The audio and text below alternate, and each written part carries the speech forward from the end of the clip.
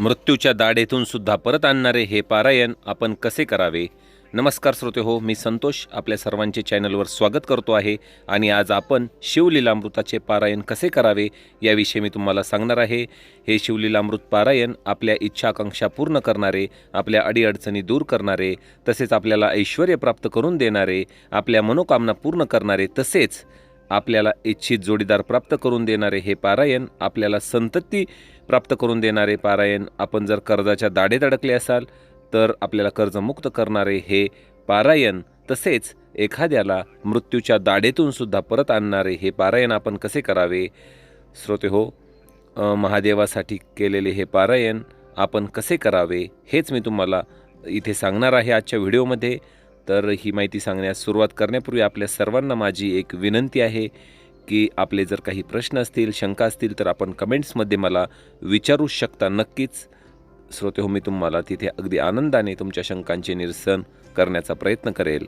आणि ला एक विनंती आहे की हे जे मी व्हिडिओ आपल्यासमोर सादर करत आहे ते आपण जास्तीत जास्त लोकांना शेअर करा, जेणेकरून कोणी जर अडचणीत असेल तर त्याला नक्कीच या व्हिडिओचा उपयोग होईल आणि तो देखील पारायण करून, व्रत करून आपल्या स्वतःच्या अडचणी दूर करण्याचा हा प्रयत्न करेल। तर श्रोते हो, ही जी माहिती मी आपल्यासमोर सांगत आहे ती यासाठीच की आपल्या अडचणी दूर व्हावेत आणि आपल्याला ऐश्वर्य प्राप्त व्हावे। श्रोते हो, जर आपण प्रेरणा घेऊन हे सर्व काही करत असणार तर आपल्याला त्याचा अनुभव नक्कीच येईल आणि श्रोते हो, आपल्या अडचणी देखील दूर होतील। शिवलीलामृत पारायण कुठल्या दिवशी करावे, ते सोमवारच्या दिवशी सुरू करावे। कुठला सोमवार घ्यावा तर कुठल्याही सोमवारी, म्हणजे 12 महिन्यातील कुठल्याही सोमवारी आपण या पारायणाला सुरुवात करू शकता। श्रावण महिन्यामध्ये शिवभक्तीचे अधिक महत्त्व आहे, त्यामुळे येणाऱ्या श्रावण महिन्यामध्ये आपण याचे पारायण करू शकता। बाकी वर्षभर आपण याचे पारायण करू शकतो, फक्त सोमवारी आपल्याला याची सुरुवात करायची आहे। पारायण करताना आपल्याला कशी करायची आहे तर सर्वप्रथम पारायणाच्या दिवशी म्हणजे सोमवारी आपल्याला सर्वप्रथम महादेवाचे जाऊन दर्शन घ्यायचे आहे, बेलपत्र वाहायचे आहे आणि प्रार्थना करायची आहे आपल्याला महादेवाला की आपल्या आशीर्वादाने आपले शिवलीलामृताचे ग्रंथाचे पारायण करणार आहे, आपल्या आशीर्वादाने निर्विघ्नपणे पार पडू द्या, कुठलीही अडचण नको आणि माझे जे इच्छित फळ आहे ते पूर्ण होऊ दे, अशा प्रकारे आपण महादेवाला प्रार्थना करावी। शक्य झाल्यास काही गोडाचा नैवेद्य देखील दाखवावा। घरी आल्यावर आपल्या देवाऱ्याजवळ बसावे, पूर्वाभिमुख बसावे, म्हणजे पूर्वेकडे तोंड करून बसावे। त्यानंतर सर्वप्रथम आपण संकल्प करावा की आपण हे पारायण कुठल्या इच्छेसाठी, कुठल्या कारणासाठी करत आहोत। संकल्प झाल्यानंतर सर्वप्रथम पारायणाला सुरुवात करताना आपण शुभ्र वस्त्र नेसायचे आहे। शुभ्र वस्त्र नेसूनच आपल्याला पारायण करायचे आहे। कुठलेही आसने आपण या ठिकाणी घेऊ शकता, यामध्ये काही शंका नाही। तसेच पाटावरही आपण बसू शकता आणि पारायणाला सुरुवात करू शकता।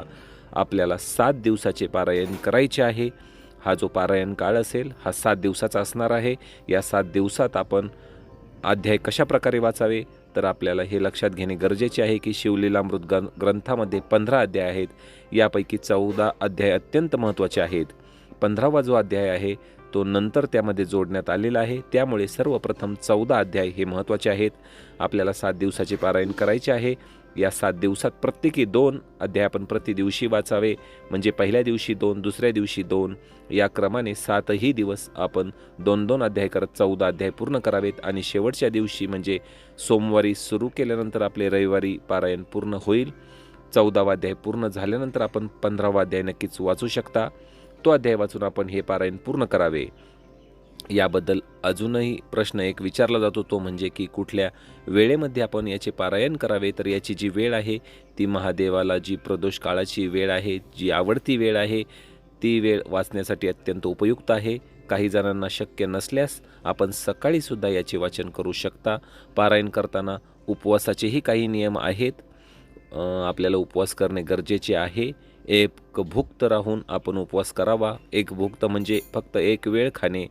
यामध्ये अनेकांना प्रश्न पडतो की कुठल्या प्रकारचे आपण जेवण करावे। संपूर्ण दिवस उपवास झाल्यानंतर आपण संध्याकाळी कुठल्याही प्रकारचे अन्न ग्रहण करू शकता। त्यातही लक्षात ठेवा की कुठल्याही प्रकारचा मांसाहार वर्ज्य आहे, मद्यपान देखील करू नये, संपूर्णपणे सात्विक आहार असणे गरजेचे आहे। पोथी वाचन झाल्यानंतर आपण अन्न ग्रहण करू शकता. अशा प्रकारे आपण प्रति दिवसाचे वाचन आणि उपवासाचे नियम आहेत. यानंतर अजून एक प्रश्न विचारला जातो की या ग्रंथाचे पारायण कोण करू शकते? तर या ग्रंथाचे पारायण स्त्री पुरुष दोघेही करू शकतात. महादेवाची भक्ती सर्वांसाठी समान आहे, त्यामुळे याचे पारायण कोणीही करू शकते. यानंतरचा अजून एक भाग म्हणजे पारायण काळामध्ये आपण कशा प्रकारे वागावे. तर पारायण काळात आपले आचरण संपूर्णपणे सात्विक साधेपणाचे असणे गरजेचे आहे. कुठल्याही प्रकारचे असत्य भाषण करू नये, कोणालाही दुखावले जाईल असे कृत्य देखील आपण करू नये. यानंतर महत्त्वाचा भाग म्हणजे या पारायणाचे उद्यापन आपण कसे करावे. तर उद्यापन अत्यंत सोपे आहे. वाचन पूर्ण झाल्यानंतर म्हणजे रविवारी जेव्हा आपले संपूर्ण अध्याय पूर्ण होतील, संपूर्ण अध्याय वाचून होतील, त्यानंतर जवळील महादेवाच्या मंदिरात जावे. महादेवाला पुन्हा एकदा बेलपत्र फुले वाहून नमस्कार करावा. कुठल्याही प्रकारचा नैवेद्य आपण दाखवू शकता. नैवेद्य दाखवल्यानंतर मंदिरात जे पुजारी असतील त्यांना वस्त्र द्यावे, तांदूळ द्यावेत आणि त्यांचा यथोचित आदर सत्कार करावा. याचबरोबर सवाष्णींचाही आदर सत्कार करू शकता किंवा काही जोडप्यांना बोलावून सुद्धा आपण त्यांचा आदर सत्कार करू शकता. याबरोबर आपण काही गरजू लोकांनाही आवश्यक असलेल्या वस्तू पुरवू शकता. अशा प्रकारे याचे उद्यापन आपण करायचे आहे. उद्यापन करण्यासाठी काही वेळेस मंदिरात जाणे शक्य नाही, त्यावेळेस आपण घरच्या घरी त्याचे उद्यापन करू शकता. 8व्या दिवसापासून आपल्याला कुठलेही पारायणाचे नियम लागू होत नाहीत. या काळात आपण ब्रह्मचर्याचे पालन केले तर अतिउत्तम. महादेव हे वैराग्य असल्यामुळे आपण ब्रह्मचर्याचे पालन करावे. हे सुरुवात करताना आपण काही गोष्टींची काळजी घ्यायची आहे की पारायणात कुठल्याही प्रकारे खंड पडणार नाही हे पाहूनच आपण पारायणाला सुरुवात करावी. म्हणजे काय, तर महिलांनी पारायण सुरू करताना आपल्याला आपल्या मासिक धर्माची अडचण तर येणार नाही ना, याची काळजी घ्यावी.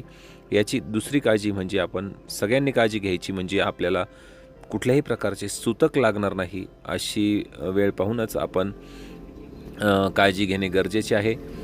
आपल्याला सूतक लागणार की नाही याची आपल्याला पूर्वसूचना मिळू शकत नाही, तरीसुद्धा आपण थोडीशी काळजी घेऊनच पारायणाला सुरुवात करावी किंवा कुठलेही विघ्न न येता आपले पारायण होईल आणि आपली इच्छित फलप्राप्ती होईल. यासाठी आपण पारायणात चुकून जर खंड पडला तर नव्याने आपल्याला सांगितलेले सर्व नियम पाळून पुन्हा आपल्याला सुरुवात करायची आहे. लक्षात घ्या, कधी कधी खंड पडू शकतो, पण आपल्याला परत पुढचा सोमवार पाहून आपल्याला सर्व काही पहिल्यापासून सुरुवात करायची आहे. आपली श्रद्धा भक्ती असणे गरजेचे आहे. या गोष्टींवर आपले पारायण हे निर्विघ्नपणे पार होईल महादेवांच्या कृपेने, अशी आपल्या मनामध्ये देखील एक इच्छा पाहिजे. श्रोते हो, अगदी थोडक्यात शिवलीलामृत पारायण कसे करावे याविषयीचा हा व्हिडिओ होता. जास्तीत जास्त लोकांना शेअर करा आणि आपण यावर्षी नक्कीच पारायण करा अशी मी आपल्याला विनंती करतो. आपल्या सर्वांना येणाऱ्या श्रावण महिन्याच्या हार्दिक शुभेच्छा. शिवजींची आपल्यावर आपल्या कुटुंबावर असीम कृपा राहो ही शिवजींच्या चरणी प्रार्थना. ओम नमः शिवाय.